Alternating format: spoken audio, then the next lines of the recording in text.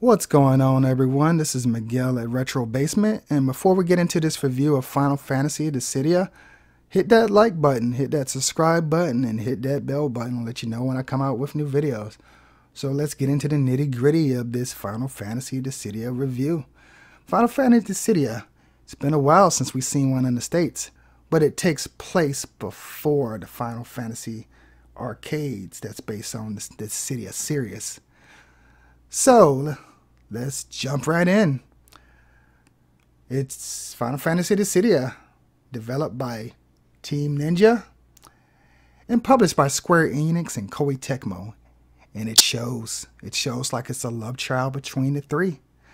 It's funny that it said it was basically created by Team Ninja, but published by Koei Tecmo and Square Enix, because I feel like it has a lot of Koei Tecmo elements in there. It feels like one part warrior game, one part Final Fantasy, and one part something else. But yeah, this game, let me get into the cons first. I'll let you hear the bad news. The game's story is lackluster.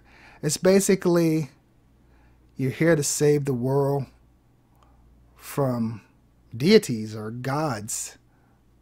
And it's a story that we've heard over and over through the 8-bit to the 16-bit, through the 32-bit to the 128-bit, and through the current generation of consoles. This is just a common story that developers go to.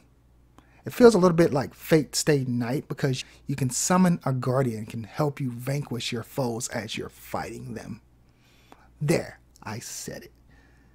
So it feels also like a Fate Stay Night game, or Fate Zero, or you know the anime, the Fate series, because you can just summon just giant creatures to help you battle it, or battle it out. But yeah, this game has its fair share of issues because the response in regards to the control is a bit slow. It feels somewhat sluggish.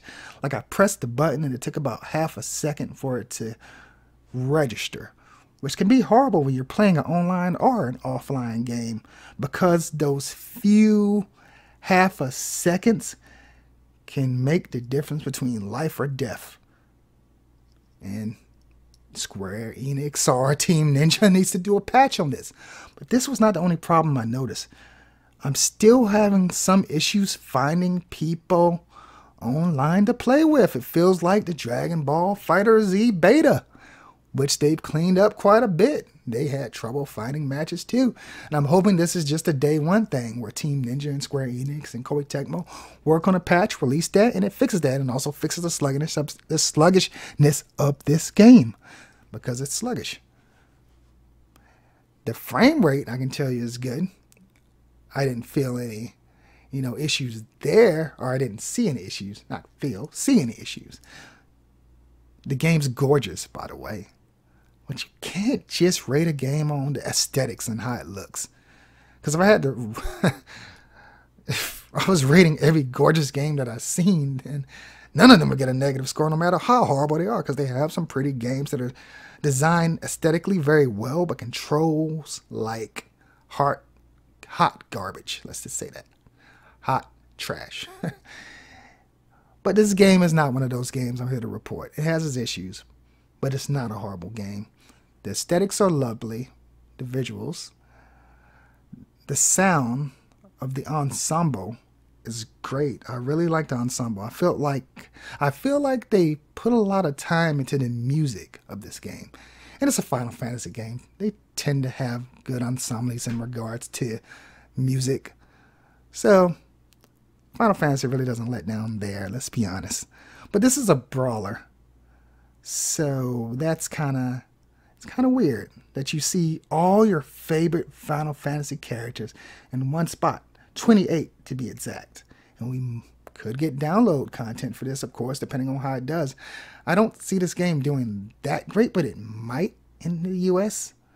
It did fairly good in Japan, over 100,000 units thus far when I looked it up, and probably more now But that was the latest statistics that I was able to find. But Final Fantasy Dissidia, it's an interesting kind of worms. The story mode is non-existent. It's basically crap because it's not like Tekken 7 or Dragon Ball Fighter Z, where you start in the story mode, you fight it out, you get a little bit more of the story, you fight it out, you get a little bit more of the story, you get to the boss, you fight it out, you find out the end of the story. This game is designed where you fight either online or offline, then you go and redeem the memory credits that you gain from ranking up.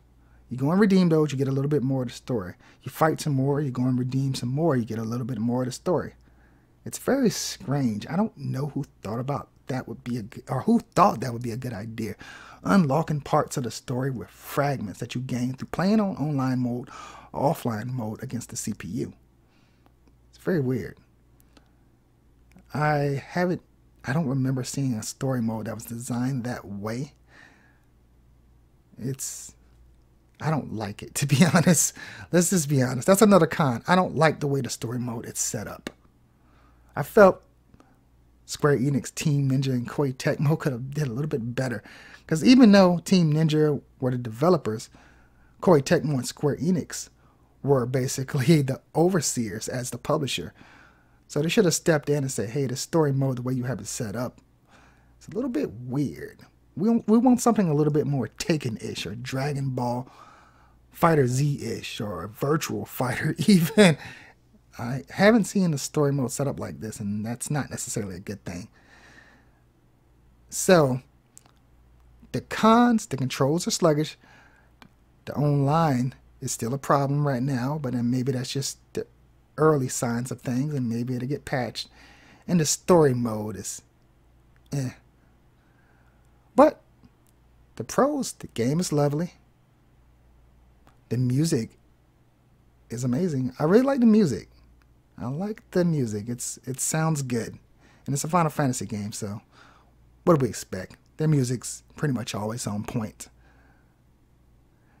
The other pro I would say is it plays okay.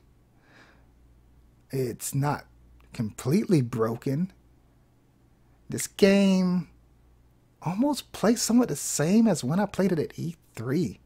And that was like, what, 7 or 8 months ago? But this game kind of holds a special place in my heart because it was the first game that I played at E3. Which is why, it's not directly why, which is why I'm going to assign it, even though I don't like to rate things, and I always say that on my channel. But if you're curious on where I would rate it, I'll give it a 7.5. It's not great. It's good. That's where I would rate it. It's good. It's not going to bring anything you haven't seen before in a brawler, in a battle arena style game. But I've had my share of fun playing against people online in a team. The other thing that's a bit annoying, if one of your characters die in your team, then you basically lose the match. Lose one character out of your team and the match is over. And the opposing team wins. Somewhat annoying. I wish people could stay battling to the last character. That's annoying. They need to patch that too. Square Enix, if you listen to any of my videos, or Team Ninja, which I doubt it, because I don't have that many followers. But if you listen to anything, please patch these few things. I feel that will bring the game's quality up tremendously. Those are the only quarrels I have. If that's fixed, then great. If not, then Basically, the battle arena style, it's also somewhat limiting. I just wish there was a little bit more. But it's not a bad game. If you're a Final Fantasy fan, you will like it. You're not going to love it. If you are not into Final Fantasy, you're just looking for a fighting game, stick with Dragon Ball Fighter Z, or go buy Tekken 7, or go get Virtual Fighters, or even Street Fighters, or something like that. Because I think you'll have more fun. Get the new Street Fighters Arcade Edition, the one that Capcom re-released. Actually, I feel this game is where Street Fighter V used to be. And I wouldn't be surprised if another incarnation of this game is released with all the download content, some patches in the near future. If not, that'll be surprising, but it might. Nonetheless, let me know if you got this game early like I did. I got it from Best Buy. I got the Steelbox Edition. Please check out my unboxing, because it's a very awesome unboxing, I feel, for, you know, what I paid. It has some little cool trinkets like the little cards and whatnot, but I still feel the game is a bit overpriced, which is another con. I felt this game should have been around $50 to $40, which is why I'm probably going to say if you can get it on sale, get it on sale. There's no rush for this because I think the price of it's going to drop like a hot rock in a month. Because I don't know if it's going to meet the expectations of Square Enix, Koei Tecmo, and Team Ninja. But we'll see. It did pretty good in Japan. And things that generally have the Final Fantasy name attached to it generally does well. Anyway, let me know what you think in the comment sections below. Remember to hit that like, subscribe, and bell button to let you know when I come up with new videos, especially that subscribe button. And join me on this journey and check out my Patreon because I'm always listing new contests for the PlayStation 4, the Nintendo Switch, and the Vita, and basically any other console except the Xbox One right now. I'm not an Xbox hater. I love the Xbox. I just wish more games would be exclusive to it. We'll see. Take care, everyone. Bye-bye.